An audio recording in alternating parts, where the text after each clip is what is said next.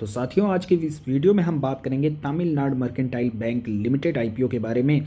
इसके business overview के बारे में बात करेंगे, फंडामेंटल्स के बारे में बात करेंगे और डेफिनेटली इस वीडियो को देखने के बाद आप इस फाइनेंशियल सेक्टर के किसी भी बैंक का फंडामेंटल एनालिसिस ईजिली कर पाएंगे। फिलहाल हम बात करते हैं ग्रे मार्केट प्रीमियम की। तो ग्रे मार्केट प्रीमियम करेंटली चल रहे हैं 10 रुपये और अभी से पहले, इनफैक्ट कल से पहले की अगर मैं बात करूं तो ग्रे मार्केट प्रीमियम लगभग 30 रुपये के आसपास चल रहे थे। ग्रे मार्केट प्रीमियम में गिरावट के पीछे का सबसे मेन रीज़न है इनकी एंकर इन्वेस्टर लिस्ट, जो कि 2 सितंबर को रिलीज़ हुई थी।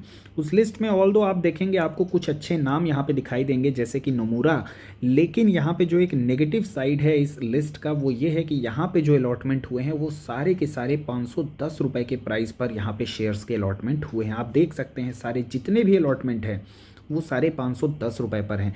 आईपीओ के अगर प्राइस की बात किया जाए तो 500 से लेकर के 525 का प्राइस है और वहाँ पर इनकी जो एंकर इन्वेस्टर लिस्ट आई है वो 510 रुपये की है।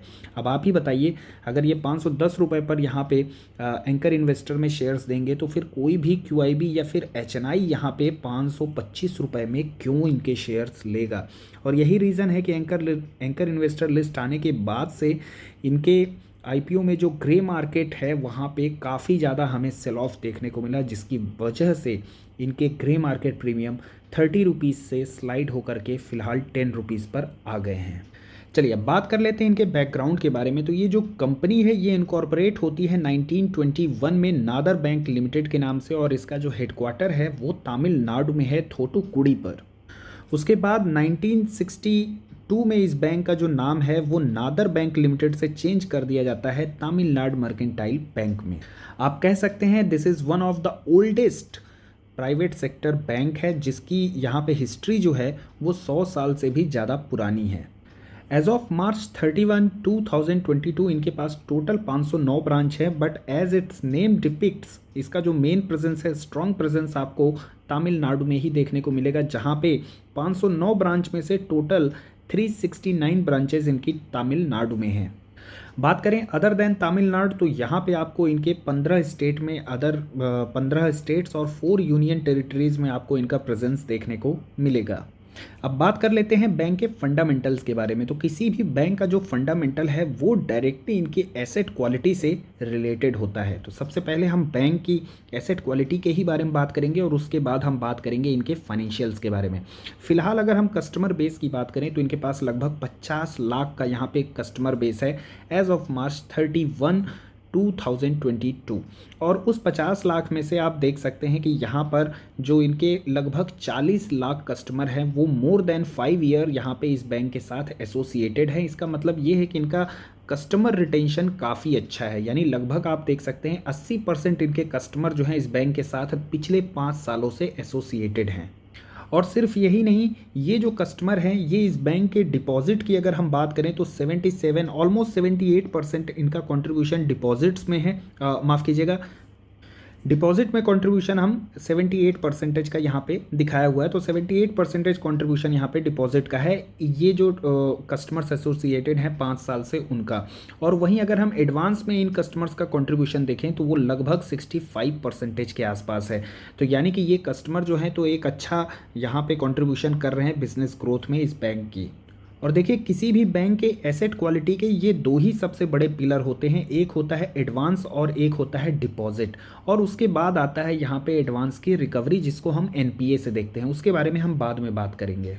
अब अगर हम यहाँ पे बैंक के डिपॉजिट ग्रोथ की बात करें तो वो पिछले 3 सालों में 10.46% CAGR से ग्रो किया है, जबकि इंडस्ट्री मीडियन की बात किया जाए तो वो 7.90% है। यहाँ पे इंडस्ट्री मीडियन जो लिया गया है वो यहाँ पे इसके पीयर्स के साथ कंपेयर किया जा रहा है। यहाँ पे चूँकि टीएमबी जो बैंक है वो एक रीजनल बैंक है, तो यूजली इसके जो पीयर्स लिए गए हैं वो भी एक रीजनल बैंक ही लिए गए हैं, नॉट इंक्लूडेड यहाँ पे एचडीएफसी बैंक, आईसीआईसीआई बैंक या फिर एसबीआई बैंक। सिमिलरली यहाँ पे एडवांस ग्रोथ की बात किया जाए तो वो भी लगभग 10% से ही ग्रो किया है, जबकि यहाँ पे इसके पीयर्स की बात करें तो उसका मीडियन रहा है 8%। अब किसी भी बैंक की जो अच्छी अर्निंग होती है वो यहाँ पे लोन बुक से होती है, और लोन बुक जितनी ही अच्छी होगी, जितनी स्ट्रांग होगी, जितनी स्पीडली ग्रो करेगी, बैंक में आपको ग्रोथ उतनी ही अच्छी देखने को मिलेगी और उसके फाइनेंशियल्स भी उतने ही अच्छे आपको देखने को मिलेंगे। अब यहाँ पे बात आई है एडवांस की, तो इसके बारे में थोड़ा डिटेल में बात करते हैं। बैंक के अगर एडवांस पोर्टफोलियो के ब्रेकअप की बात किया जाए तो आप देखेंगे एमएसएमई में इनका सबसे ज़्यादा है, जो कि लगभग 37% है। ऑल दो ये थोड़ा सा एक रिस्की बेट होता है। अब यहाँ पे एग्रीकल्चर की बात किया जाए तो वो 30% का है। रिटेल कस्टमर की बात किया जाए तो वो यहाँ पे आप देख सकते हैं 20% का है। कॉरपोरेट में काफ़ी कम यहाँ पे इनका हमें इंक्लूजन देखने को मिल रहा है इस पोर्टफोलियो में, जो कि सिर्फ 12% का है। तो ये तो एक अच्छी बात है, क्योंकि यूजली देखिए कॉरपोरेट वाला क्या होता है कि एक बहुत बड़ा अमाउंट होता है लोन का, और वो जब डिफ़ॉल्ट कर जाता है तो बहुत ज़्यादा अफेक्ट करता है किसी भी बैंक के एनपीए में।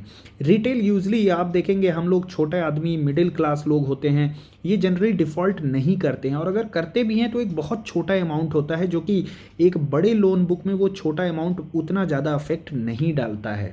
बात करें हम आईसीआईसीआई बैंक की, उसकी इतनी तेज़ी जो फास्ट ग्रोथ हो रही है, उसका सबसे जो मेन रीज़न है वो यहाँ पे रिटेल कस्टमर्स है। आप देखेंगे लोन बुक में उसका जो मेजर कंट्रीब्यूशन है आपको यहाँ पे रिटेल बैंकिंग में देखने को मिलेगा, रिटेल कस्टमर में देखने को मिलेगा। और यही फोकस जो है आईडीएफसी फर्स्ट बैंक भी अपना कर रहा है। धीरे धीरे जिस तरीके का ट्रेंड दिख रहा है उसका भी ट्रेंड कुछ वही है जो आईसीआईसीआई ने ट्रेंड पकड़ा हुआ है। तो हर एक बैंक की अपनी एक अलग ग्रोथ स्टोरी होती है। ऑल दो यहाँ पे देखूँ मैं तो ये एक अच्छा यहाँ पे डिसीजन है जो कॉर्पोरेट बैंकिंग में कम यहाँ पे कंट्रीब्यूशन किया है, बट स्टिल जो यहाँ पे एमएसएमई वाला सेगमेंट है और एग्रीकल्चर वाला है, मुझे लगता है यहाँ से थोड़ा रिड्यूस करके इनको रिटेल साइड में शिफ्ट होना चाहिए। बात करते हैं अब कासा रेशियो की, तो यहाँ पे आप देखेंगे 2020 की अगर हम बात करें कासा रेशियो का तो वो चल रहा था 25% के आसपास। 2022 की अगर हम बात करें 31 2022 तब तक इनका कासा रेशियो बढ़ करके हो गया 30%। Kasa ratio current account savings account होता है। टोटल डिपॉजिट में इनके करेंट अकाउंट सेविंग अकाउंट का कितना कॉन्ट्रीब्यूशन रहा वो कासा रेशियो बताता है। फॉर एग्जाम्पल के लिए 2020 में इनका जो टोटल डिपॉजिट था लगभग 36,000 करोड़ था, जिसमें से डिपॉजिट का जो कंट्रीब्यूशन था, इनके जो सेविंग्स अकाउंट करेंट अकाउंट के जो डिपॉजिट का कंट्रीब्यूशन था वो 9,000 करोड़ के आसपास था। तो ये लगभग 25% हो जाता है 36,000 के। और देखिए कासा रेशियो किसी भी बैंक का अच्छा होना इसलिए ज़रूरी है, दो रीज़न होते हैं। एक तो ये बताता है कि बैंक के पास कितना कुशनिंग है, एक तरीके से ये एक शॉक एब्जॉर्बर होते हैं। कभी भी बैंक में कोई भी फाइनेंशियल डिफ़ॉल्ट्स आता है तो ये वो कैपेसिटी बताती है जो वो बैंक उस डिफ़ॉल्ट को कहीं किसी भी तरीके से मैनेज कर सकती है। प्लस जब बैंक के पास कुशनिंग अच्छी होगी, डिफ़ॉल्ट को मैनेज करने का थोड़ा सा स्ट्रेंथ होगा, तो इस बेसिस पर इनको आरबीआई से कम इंटरेस्ट पर लोन भी मिलता है, जिसका एडवांटेज इनके मार्जिन पे मिलेगा। इनके मार्जिन इंप्रूव होंगे, नेट इंटरेस्ट मार्जिन की मैं बात कर रहा हूँ, और बैंक की प्रॉफिटेबिलिटी बढ़ती है। तो इसलिए कासा रेशियो बेटर होना काफ़ी ज़रूरी है। इसके अलावा हम बात करते हैं यहाँ पे क्रेडिट कॉस्ट की, तो वो आप देख सकते हैं यहाँ पे क्रेडिट कॉस्ट जो है इम्प्रूव हुए हैं, ईयर ऑन ईयर इम्प्रूव हुए हैं। तो यहाँ पे हम कह सकते हैं कि कंपनी का जो ऑपरेशनल एफिशिएंसी है वो भी इम्प्रूव हुआ है। क्रेडिट कॉस्ट ये बताता है कि बैंक एडवांस को देने में और उसको लेने में टोटल ऑपरेशनल एक्सपेंस कितना कर रहा है। जितना कम उसके खर्चे होंगे और एडवांस जितने ज़्यादा होंगे उतना ही क्रेडिट कॉस्ट जो है वो कम होता जाएगा।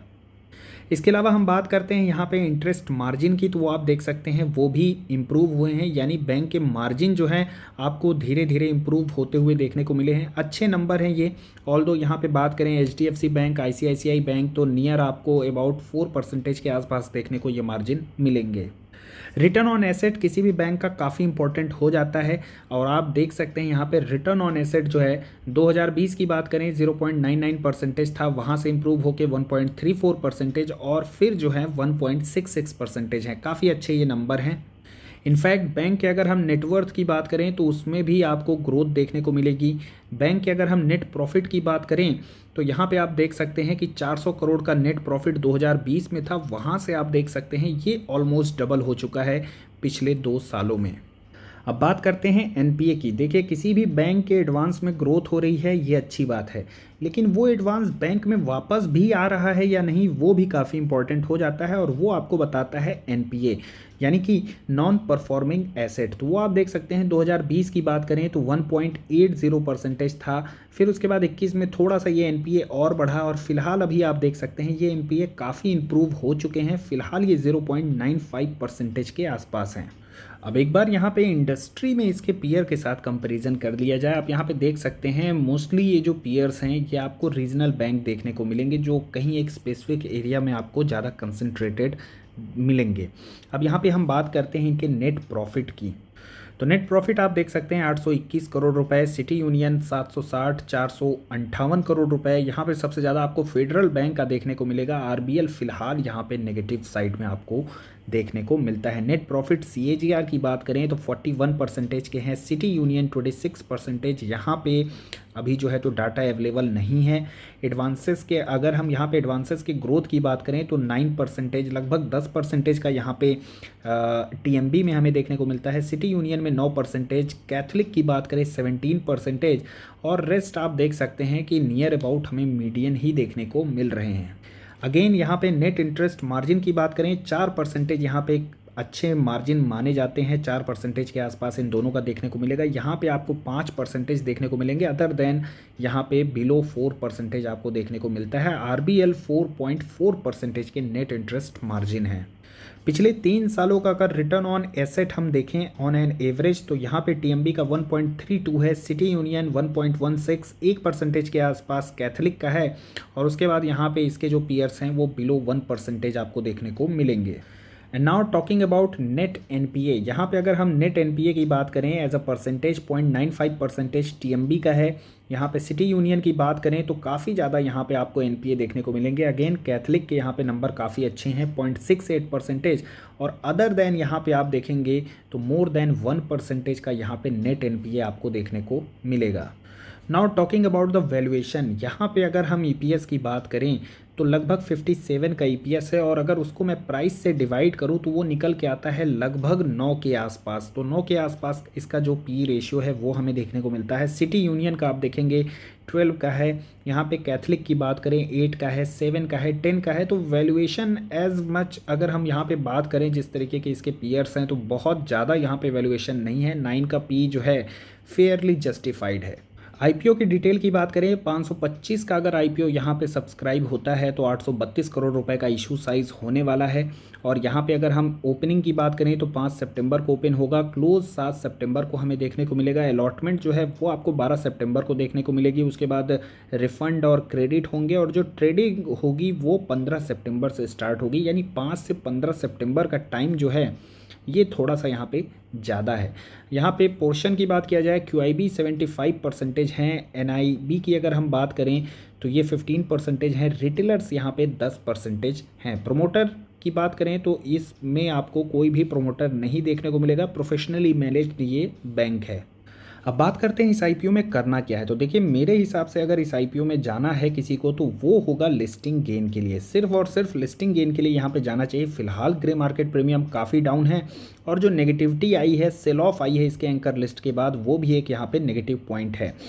प्लस यहाँ पे फाइनेंशियल्स की बात करें अच्छे हैं, फंडामेंटल्स अच्छे हैं, एक यहाँ पे जो ग्रोथ की स्टोरी है वो काफ़ी अच्छी है, 100 साल से पुराना बैंक है, वो भी एक अच्छा चीज़ है यहाँ पे।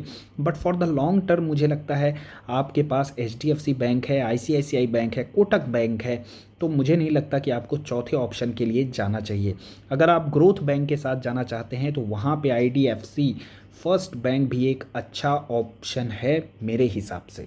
तो यहाँ पे थोड़ा टाइम हो जाने दीजिए, ड्रीम फॉक्स की लिस्टिंग है वहाँ पे, उसको भी हो जाने दीजिए, और उसके बाद हम देखेंगे यहाँ पे कि फर्स्ट डे सेकेंड डे किस तरीके से सब्सक्रिप्शन आते हैं, किस तरीके से एक बार फिर से ग्रे मार्केट प्रीमियम में हमें डिमांड देखने को मिलती है, HNIs की क्या कॉस्ट निकल के आती है। उसके बाद जो एक फाइनल डिसीजन होगा वो सेकेंड डे हम यहाँ पे लेंगे। मेरा पर्सनल क्या ओपिनियन है वो मैं आपको टेलीग्राम चैनल में अपडेट कर दूंगा, so make sure you have joined our Telegram channel. But for now आज की वीडियो में दोस्तों बस इतना ही। कंटेंट कैसा लगा, अगर आपको अच्छा लगा हो तो वीडियो को लाइक कर सकते हैं, and do not forget to subscribe our channel. Thanks for watching the video.